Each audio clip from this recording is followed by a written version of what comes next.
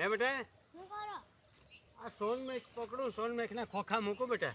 તો કુંડલના ઓલામાં ઓઈસાની મેળામાં કુંભના મેળામાં વહી જાવ તો શું થાય?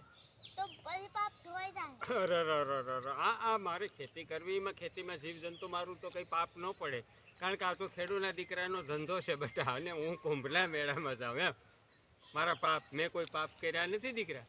તે કુંભના મેળામાં જઈને પાપ ધોવા જાઉં, ગંગામાં નાહીને. અને બેટા એક વાત નક્કી છે કે ખેડૂતનો દીકરો કોઈ પણ જીવ જંતુ આ કરતો હોય ને એને પાપ ન હોય, બરાબર?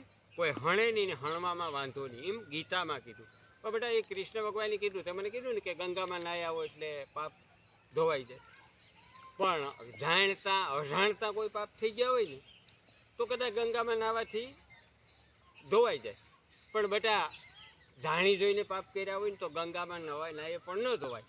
કારણ, અને એક વાત આપણે મહાભારતની અંદર ખાસ કૃષ્ણ ભગવાને ગીતામાં કીધું કે કોઈ હલકો રાજા હોય, હલકો નેતા હોય, એનો તમે સાથ આપો, અથવા કોઈ પણ એવો રાજકારણી હોય ભ્રષ્ટાચારી, એને તમે મત આપો, એને સાથ આપો ને એ જો એ ભ્રષ્ટાચારીનો પાપ તમારા મતથી મળે ને, આપણે એને મત દઈએ, સાથ દીધો ને જો એ ભ્રષ્ટાચારી નીકળે ને એ પાપ કરે ને, એ પાપ ગંગા પણ ધોઈ નથી શકતી.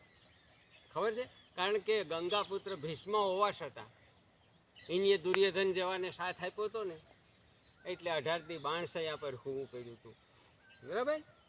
એટલે ગંગામાં પણ એક ખાસ એ આખું કે આપણે કોઈ દી મત દઈએ કોકને, કોક નેતાને, ત્યારે ખાસ નક્કી કરવું કે આ ભ્રષ્ટાચારી તો નથી ને, નકર એ પાપ ગંગા પણ નથી ધોઈ શકતી, બરાબર? એટલે આવા ભૂલ પણ મેં નથી કરી. એવા કોઈ ભ્રષ્ટાચારીને મેં મતાઈ નથી દીધો, એટલે મારે ગંગામાં નાવા જવું પડે દીકરી.